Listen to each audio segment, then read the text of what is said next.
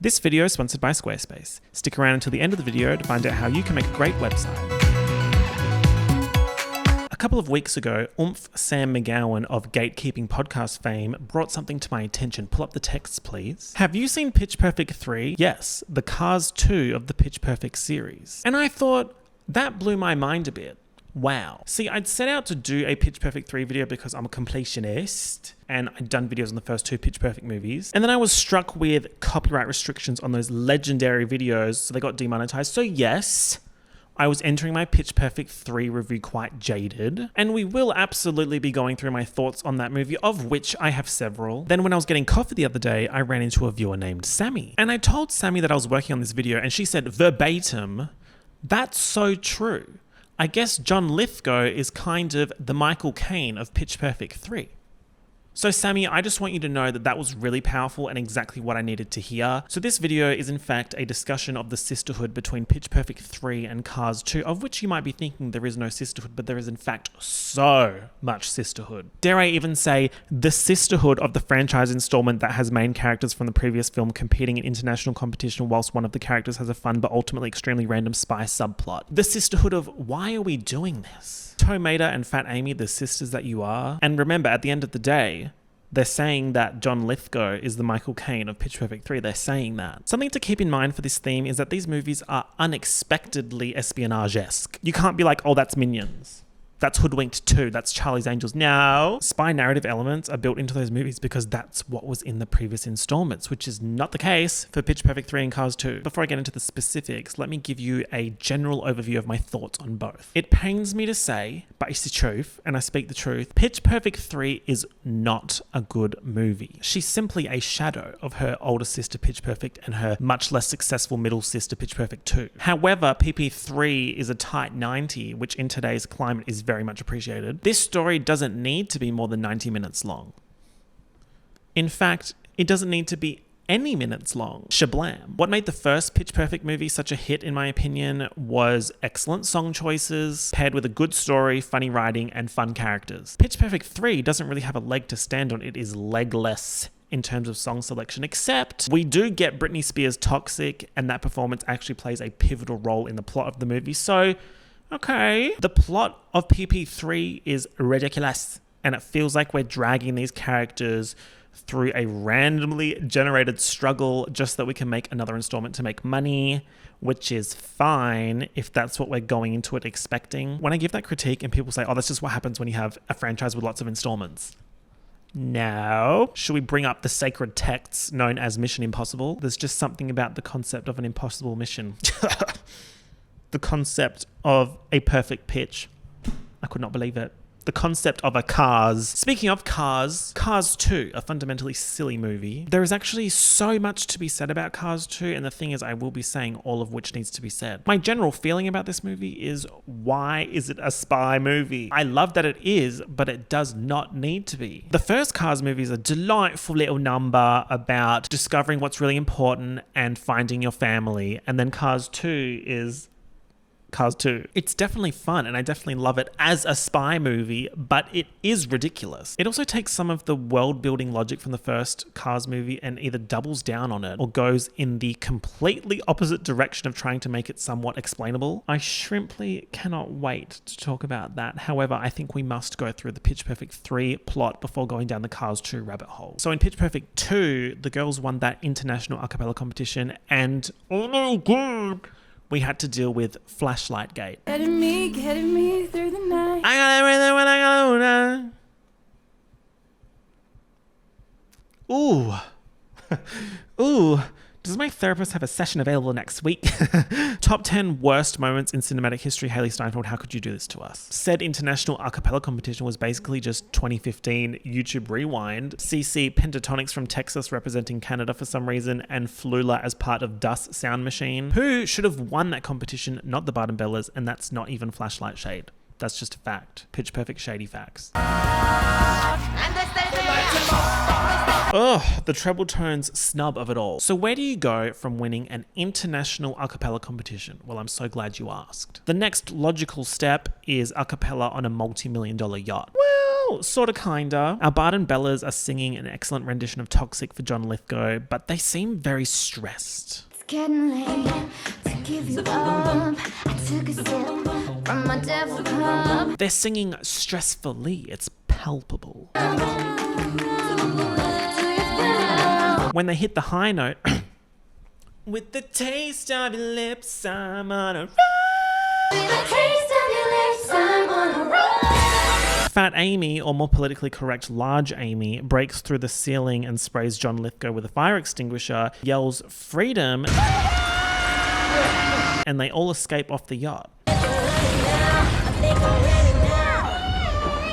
So like, how the hell did we get here? 3 weeks earlier, Becca is a producer and hating life. She just produced a song called Bend Over for Pimplo, who hates her mix and suggests that they go with his mix. Give me the beat. I chew it like bubble. Pimplo, and I'm back with another one. Which is supposed to be like, oh my God, that's so bad. But I'm sitting there watching like, have you guys got a link for that? Have you got a link for Bend Over, please? It's our job, bruh. It's our job, bruh. We're producers. We bring his vision to life. Becca quits her job. Remember, if you take nothing else from me and my yapping on the internet this year, remember this one thing. There's a difference between jobless and being unemployed. Jobless is a mindset. Unemployment is a state of being. So you can be unemployed and not be jobless, just as you can be employed and exhibit jobless behaviors. Joblessness and fuckassery exist in the same sphere. It's par for the course.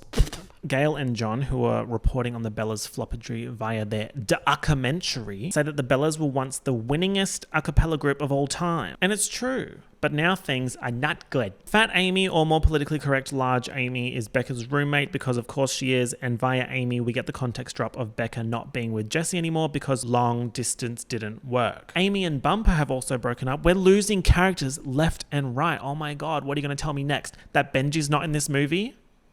Oh. Chloe turns up to the apartment wearing her Bella's uniform under her work scrubs. Sweetie, why? Because it reminds me I was special once. And they're all going to the Bella's reunion. I think this is like 3 years after the events of Pitch Perfect 2, so they're all out of college. The girls are all in a bad way. Things are not going well because famously after the climb comes the fall.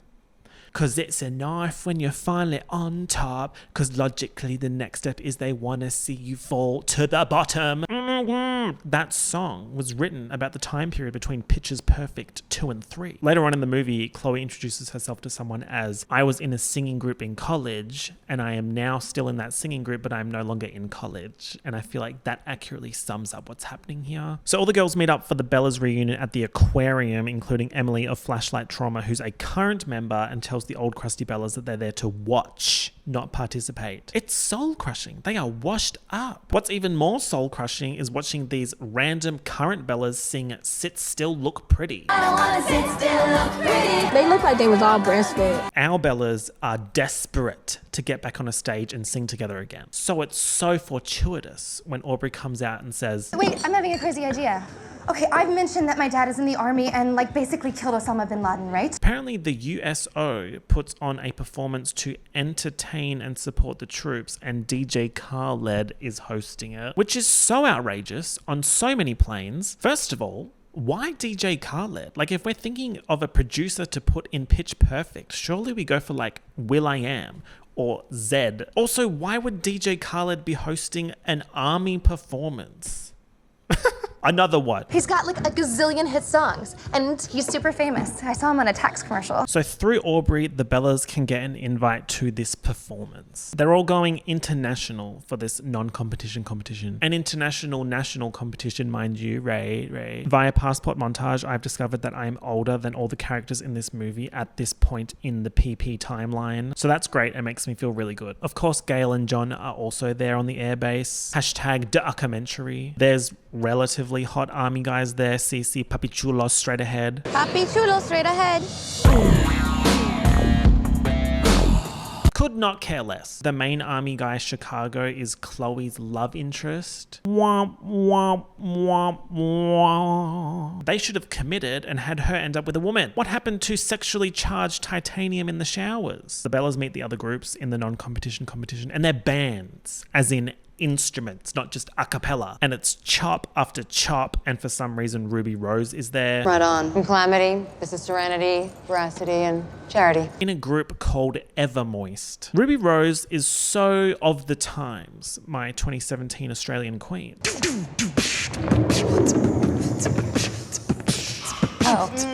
Something that I mentioned in my first Pitch Perfect video is that these movies are time capsules to the period they're set in. So 2012, 2015, and I feel like having Ruby Rose as a secondary character is so 2017. Turns out this non-competition competition is in fact a competition where DJ Khaled will take the winner and use them as an opener for his tour special or some shit.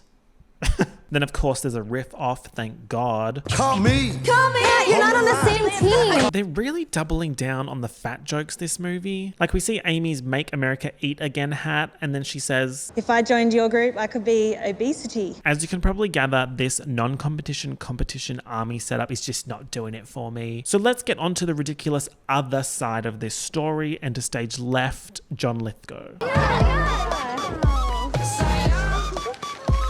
John Lithgow, I know you're watching. I have decided that you are an excellent actor by royal decree. Excellent performance in Conclave, which is ultimately a 3.5 star movie, which is not a bad score, but we've collectively lost the plot in terms of relative ratings. And people are like, oh, we thought it was bad. No, I thought it was a 7 out of 10. So John Lithgow is Amy's estranged Australian father, and he's dropping hints that he's back. Becca is flirting with one of the music execs that work for DJ Khaled, and I could not care less truly. After a flop performance, the Bellas try to impress DJ Khaled at his party and ends up being a disaster because the Bellas knock over DJ Khaled's juiceologist's mobile beehive and light the room on fire.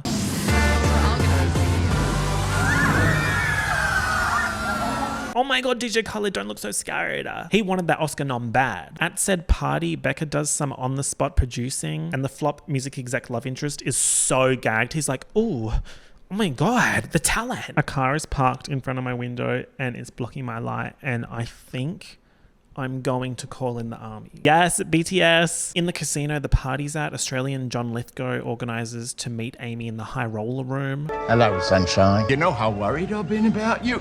You shouldn't have run away. You should have talked to me. About what? The C4 explosives I found in the cereal box, or the time you smuggled drugs in Sir Bounce-A-Lot and I had to see him get torn apart by customs agents? C4 in the cereal box. Guys, this is Pitch Perfect 3. This is Pitch Perfect a cappella. This is Pitch Perfect 3. C4 in the cereal box. Like, okay. So Amy's dad is a criminal. Correction, apparently was a criminal. I mean, yeah, I was a criminal, but I'm different now. It would usually piss me off that he's not Australian doing a fuck-ass Australian accent, but it works here because everything is so ridiculous. So the competition continues. Off to Italy, off to Nice, 4 countries in 4 days. Guys, is this movie US Army promo? Because it's not working. Hey, I just wanted to say thank you for looking out for us on this trip and protecting the United States. What are we doing? Like, why is Chloe thanking the soldiers? Is this not the a cappella movie? Then suddenly the Bellas are about to be performing their last ever show at this performance. Like, wow,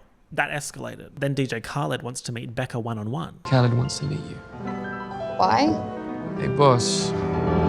I will say DJ Khaled being implied as a highly talented piano player is very funny, and they executed that very well. How beautiful. Oh, thank you. So nice to meet ASAP. you. Need a drink, Rebecca. ASAP. This is where DJ Khaled won his first Oscar, by the way. I want you to open up for me tomorrow night. Yada, yada, yada. After hearing her B fire mix, he decides that he wants Becca to be the opener for him, as in Becca herself will win the competition. These ain't opinions. These are facts. Yes. Not the Bellas, just Becca. Also, having the main character's name be Becca as part of the Bellas, pissing me off. Becca, because she's a girl's girl, doesn't want to take this opportunity at the expense of her sisters. Anyway, Australian John Lithgow is trying to convince Amy to run away with him to the Cayman Islands. And Amy's like, you want to go to the Cayman Islands because that's where the bank account mum set up for me when I was 13 is. Turns out there's $180 million in this bank account. How much is even in it anyway? 180 million. am I gonna learn to open my mail? Don't forget, everyone, this is the a cappella singing movie. He's like, I won't let you get away with this. I need that money and I will get it. So help me. Then the Bella's sons, Amy and Becca, get kidnapped by Australian John Lithgow and end up on Amy's dad's yacht called the Fat Dingo Bitch. The old Van Ferry death trap maneuver. I should have seen it coming. What is happening? I do really enjoy how ridiculous this segment of them getting kidnapped is because it's genuinely so unexpected. I kind of wish that we didn't see the toxic tease at the start of the movie to make this ridiculousness even more ridiculous. But then also they absolutely needed the toxic tease because the plot up until this point is a snooze fest. So he's got the Bellas hostage on the yacht and he threatens Amy that he will hurt them unless she gives him access to the $100 million in the bank account. I swear to God, if you hurt any one of them, except for Jessica and Ashley, I will kill you! Becca and Amy go to the yacht. Becca sneaks into the hostage group and suggests that they sing for Amy's dad, which is a sound cover for Amy causing a ruckus downstairs on the yacht. Cue Toxic. Baby, can't you see? I'm calling. This is good, okay? It's a hyperextended thumbs up. And thumbs back. Amy's doing martial arts against her dad's henchman, who she apparently grew up with, as in this is canon. She finds some C4 in a cereal box, falls through the ceiling with the fire extinguisher, and blows up the yacht. Right. So, like, back to the DJ Khaled competition, I guess. I think Becca has something she'd like to share with the group. I was going to say something earlier, but we were involved in a hostage crisis. Becca tells the girls that Khaled picked her and that she said no. And they're like, you can't say no to that. Becca, take the win. It's time for us all to move on. Cool beans. You talk? Satan has finally left my body. Blah, blah, blah. DJ Khaled officially announces that Becca is the winner and the Bellas sing together on the stage for the last time. I don't belong to you, and you don't belong to me. Yeah. They sing Freedom 90, which is honestly a forking banger. But they may as well be on that stage singing bloody Flashlight. This shit's pissing me off. Sing like Since You Been Gone or something that has like audience memory associated with the Bellas, surely, instead of randomly whipping out Freedom 90, which I said is a forking banger, but like, who cares? Anyway, important thing here is that even though Becca won, she brought her friends up with her because they're not just her friends, they're her family. Yeah, look, this competition does not feel like upping the stakes from the previous movie. Like you won the world championships and now you've just won the US Army sing-along and DJ Khaled prize. Chop. Okay, so Cars 2, let's continue with the sisterhood of the espionage subplot. Lightning McQueen found his family after getting stuck in Radiator Springs in Cars 1, much like Becca found her family in Pitch Perfect. Right. Cars 1, I don't really have an affinity for. I think I missed the boat on that one. 2006, I was factually 11 years old. So yes, I watched Cars at the cinema, but I wasn't gagging over it. But we had a family friend whose 4-year-old would literally not do anything unless Cars was playing in the background, and via the passage of time, that 4-year-old would be 22 years old now. So I know for a fact that some of you don't play about Cars. I would say basically Cars 1 is grounded. Hotshot racer Lightning McQueen realizes there's more to life than winning races living solo and lonely. You can win the races whilst also having friends. Yay! Cars 2 is a departure from that grounded storytelling. It is actually so ridiculous. Basically, there's an international competition that Lightning McQueen competes at, which we'll get to. But while this is happening, the movie turns into a spy thriller, with bumbling BFF Maida suddenly being an important part of international espionage after meeting British spies Finn McMissile and Holly Shiftwell. Okay, the movie opens with Finn McMissile, voiced by Michael Caine, Leyland Turbo, this is Finn McMissile, sneaking onto an oil rig to spy on a bad guy meet and greet, which is actually a very fun scene. Controversially, I love all the spy stuff in this movie, but I don't like how it's linked to Lightning through Maida. Just give me a full-on Cars spy thriller with Michael Caine. So yes, through this scene, which is the start of the movie, mind you, we're like, okay, there's these British agents, there's these bada bing bada boom bad guys, there's a weapon and all that jazz. In terms of the sisterhood and saying that John Lithgow is the Michael Caine of Pitch Perfect 3, they have the same impact in the story in terms of getting a secondary character into their spy subplot, but the two characters themselves are very different. All right, let's get silly. The implications of a sentient car being on a sentient boat. It's almost too much to think about.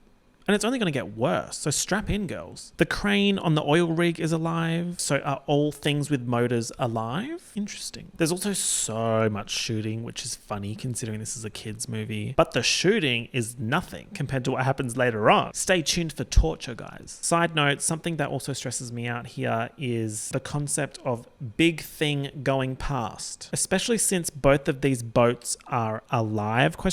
That's literally like walking and then a human being that is 10 times as big as you walks past you. It's not like, haha, human versus whale, whale's so big, oh my god, nature is amazing. No, it's human versus human. Would be terrifying. That would definitely be a bruh moment. I'm bringing back bruh in 2025. Mind you, who the hell built the big ship? Did Cars? Bruh. So the villain introduced to us at the start of the movie is Professor Zundup. He's in the camera! Kill him! But we discover he's actually a sub-boss serving an unknown big bad. Love a villain hierarchy. What Maida, Finn, and Holly work out later is that all of these henchmen cars, their bosses, Zundup, and the big bad are lemon cars. Everyone involved in this plot is one of history's biggest loser cars. And they're all taking their orders from the car behind this engine. They've been cast aside by society and turned evil. Now, Zundup has built this weapon that looks like a camera. To explain the hashtag weapon, let's jump back to the hashtag international race. It's hosted by Sir Axelrod, a billionaire who has invented a new type of clean fuel called All in All. And to show the world what his new super fuel can do, he's created a racing competition like no other. Not sure how we're conceptualizing the concept of a billionaire in the Cars universe. What is the money? Full stop. Where is the money that she went to work and got herself?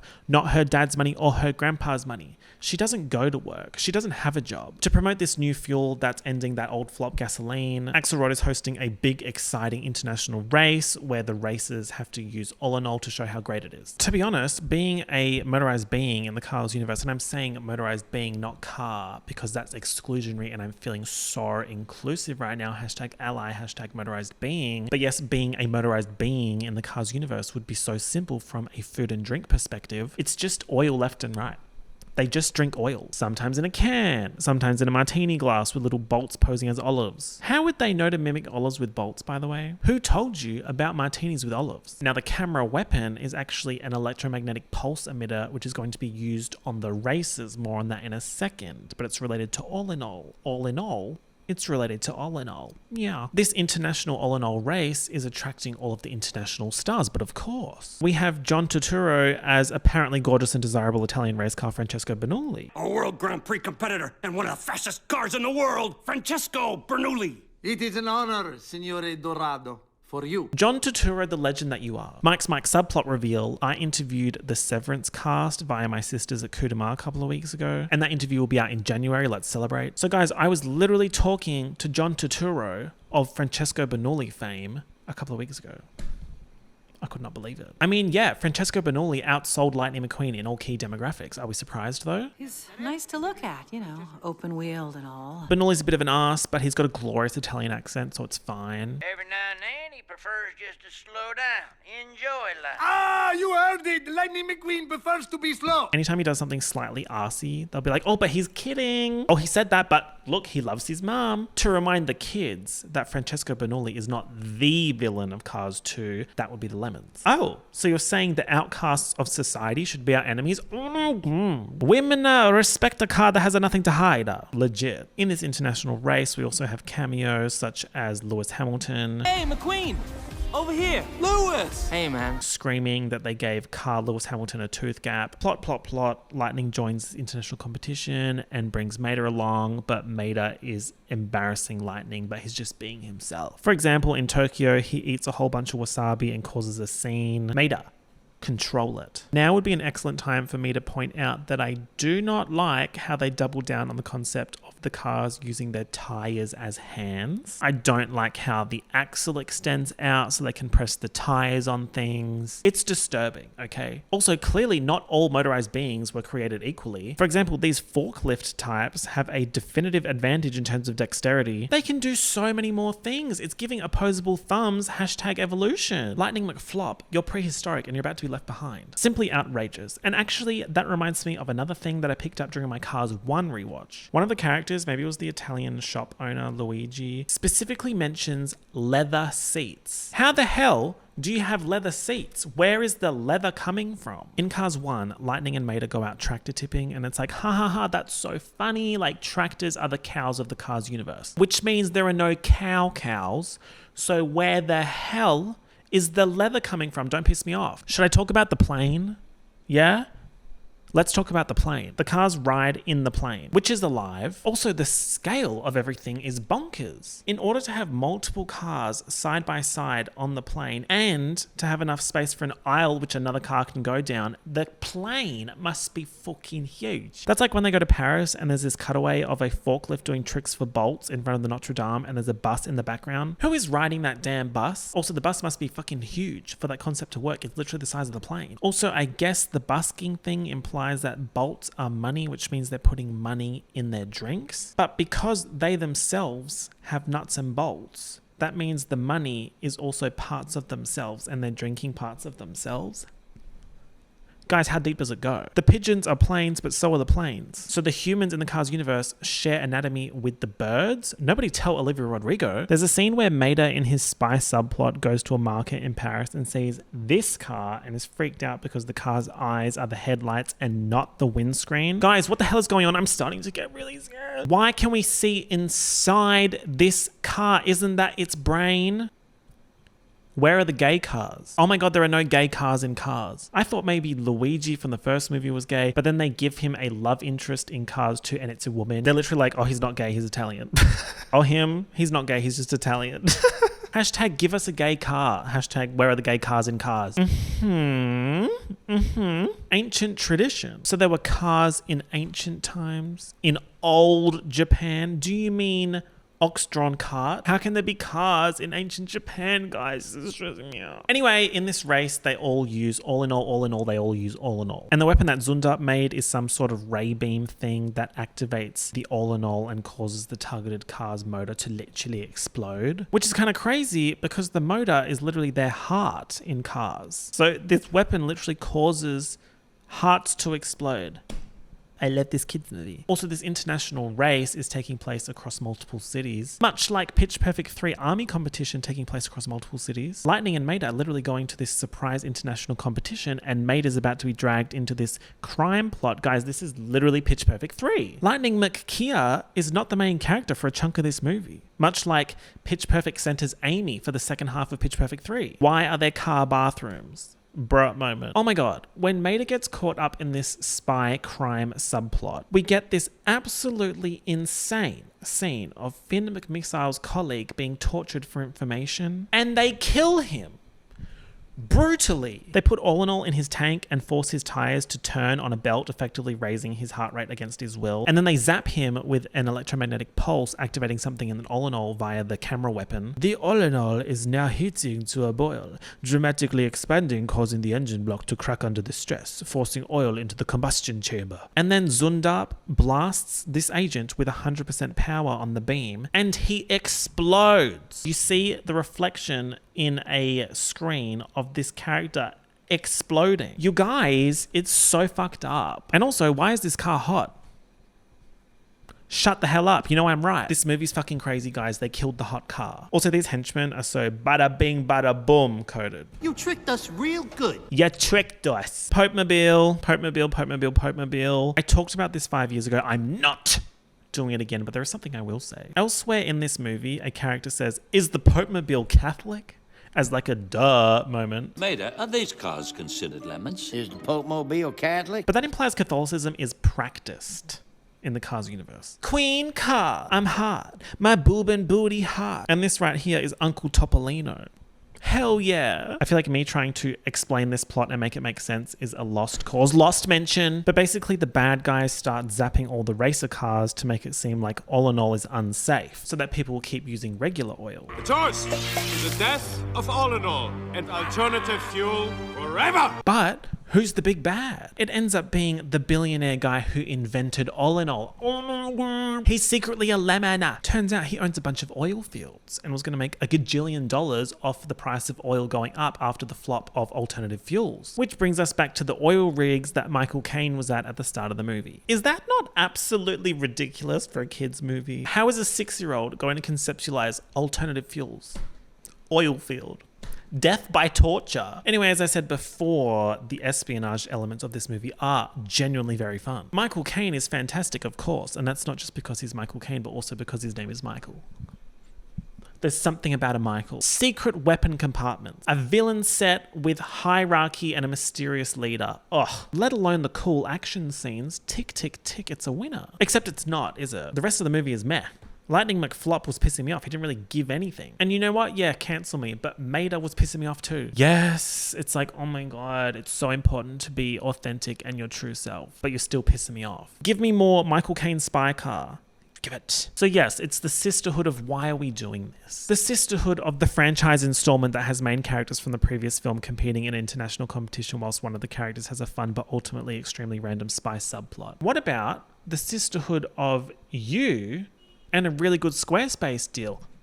This video is sponsored by Squarespace. Squarespace gives people a powerful and stylish online platform from which you can build your own website. The sisterhood of excellent features. Squarespace Payments is super easy to set up and you can give your customers payment options like Apple Pay, Klarna, Afterpay, and a bunch more. And what about Squarespace's SEO tools?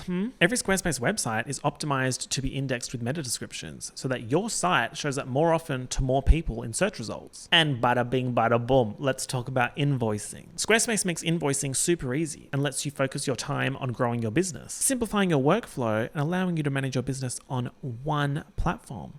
Uno, guys. Go to squarespace.com for a free trial, and when you're ready to launch, go to squarespace.com/MikesMike, that's MIKESMIC, to save 10% off your first purchase of a website or domain. Thanks again to Squarespace for sponsoring this video.